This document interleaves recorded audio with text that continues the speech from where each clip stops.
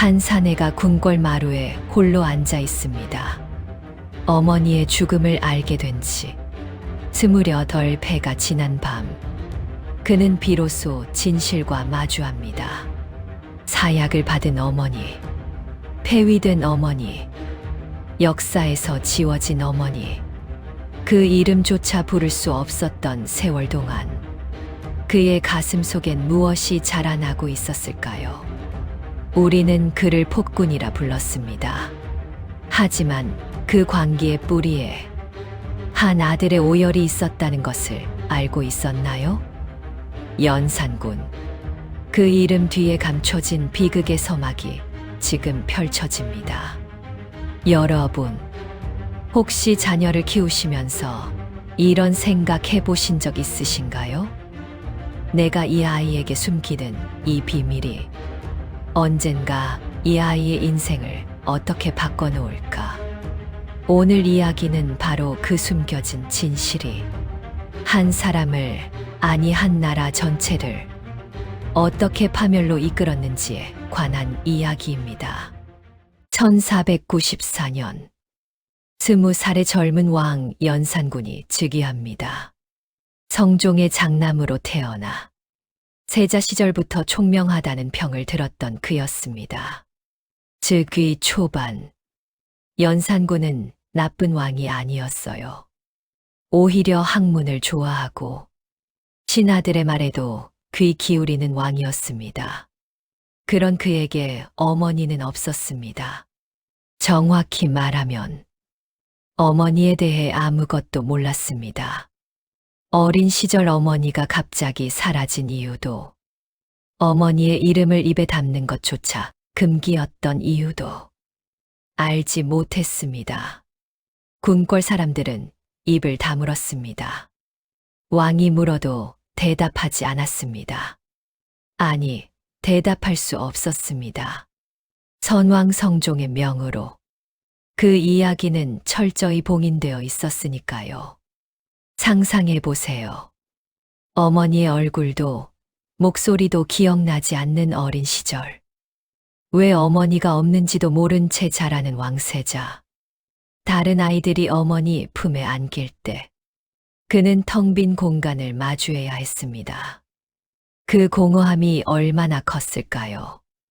연산군 10년, 30살이 된 왕에게 한 통의 밀고가 들어옵니다.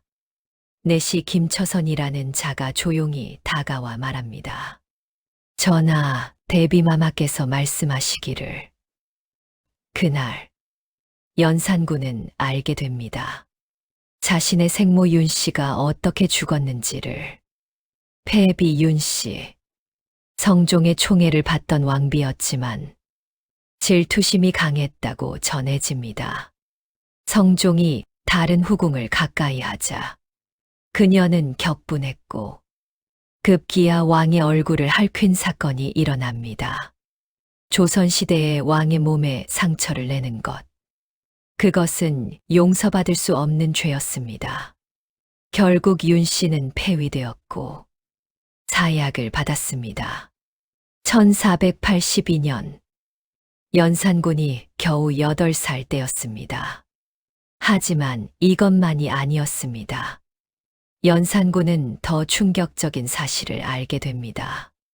어머니를 폐위시키는데 앞장섰던 사람들의 명단을, 그리고 그들 중 상당수가 지금도 조정에서 높은 자리에 앉아 있다는 사실을. 여러분이라면 어떠셨을까요? 30해를 살면서 단 한 번도 어머니에 대해 알지 못했는데 어느 날 갑자기 어머니가 억울하게 죽었다는 걸 알게 된다면, 그것도 지금 내 앞에서 충성을 외치는 사람들이 어머니를 죽음으로 내몰았다는 걸 알게 된다면, 연산군의 마음 속에서 무언가가 무너져 내렸습니다. 그는 즉시 움직였습니다. 어머니의 폐위를 주장했던 신하들을 모두 찾아냈습니다. 윤필상, 한명회, 정창손, 이파. 이미 세상을 떠난 이들도 있었지만 연산군은 용서하지 않았습니다. 죽은 자는 부관참시를 당했습니다. 무덤을 파헤쳐 시신을 꺼내고 목을 베어 거리에 효수했습니다. 살아있는 자들은 고문당하고 처형당했습니다. 그들의 가족까지도 화를 피할 수 없었습니다. 이것이 바로 갑자사화입니다. 1504년 연산군 10년에 일어난 조선시대 최악의 살육 중 하나였습니다.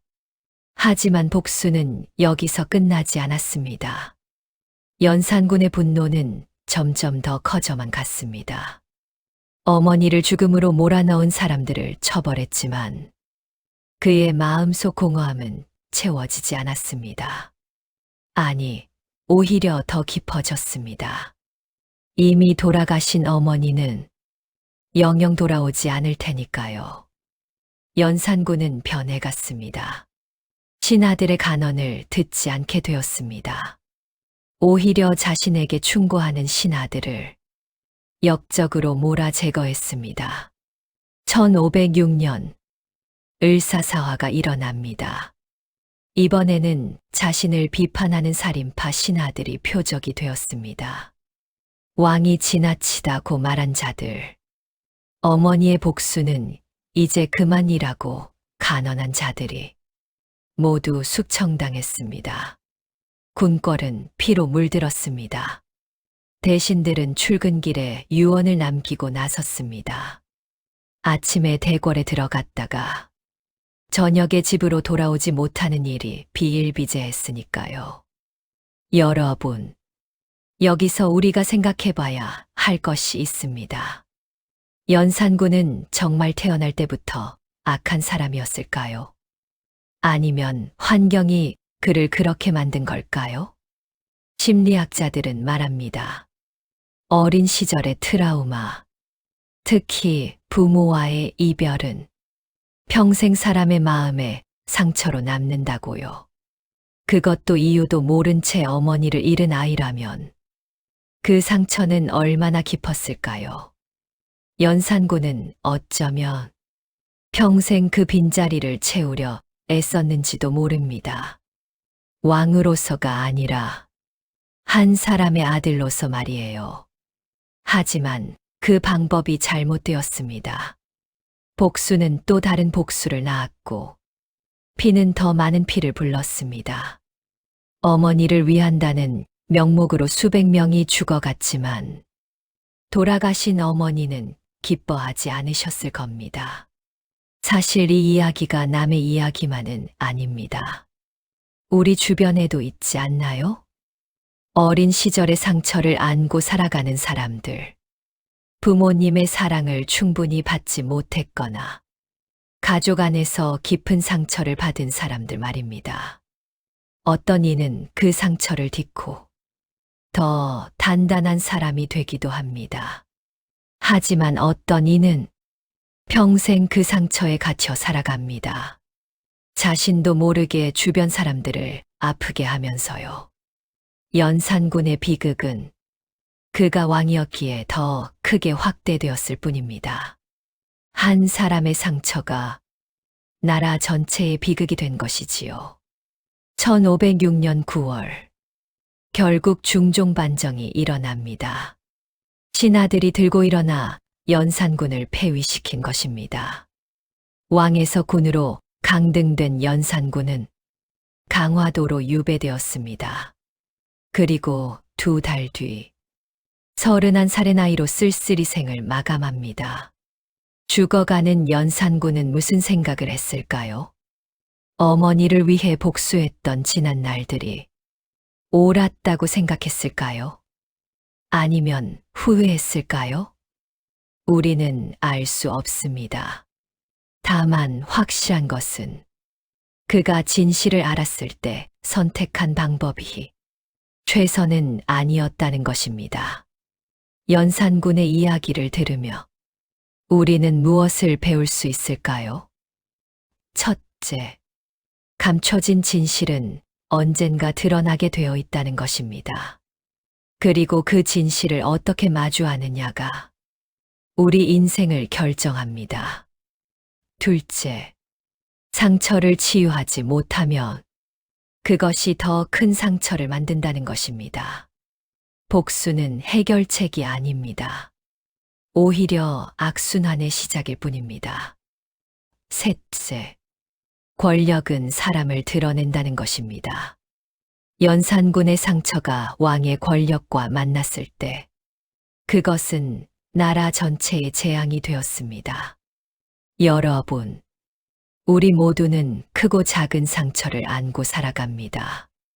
부모님과의 관계에서, 형제자매와의 관계에서, 혹은 사회생활에서 받은 상처들 말입니다. 중요한 것은 그 상처를 어떻게 다루느냐입니다. 연산군처럼 복수와 분노로 평생을 살 것인가? 아니면 그 상처를 받아들이고 치유의 길을 걸을 것인가? 역사는 우리에게 거울입니다. 연산군의 비극적인 삶을 보며 우리는 우리 자신을 돌아봅니다.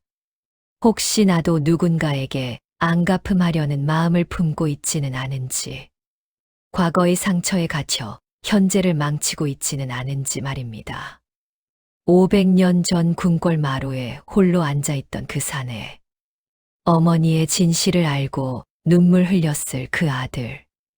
우리는 그를 폭군이라 부르지만 동시에 한 사람의 비극적인 인생으로도 기억해야 합니다. 그래야만 우리도, 우리의 자녀들도 같은 비극을 되풀이하지 않을 수 있으니까요. 다음 시간에는 또 다른 역사 이야기로 찾아뵙겠습니다. 공감이 되셨다면 구독과 댓글로 마음을 나눠주세요.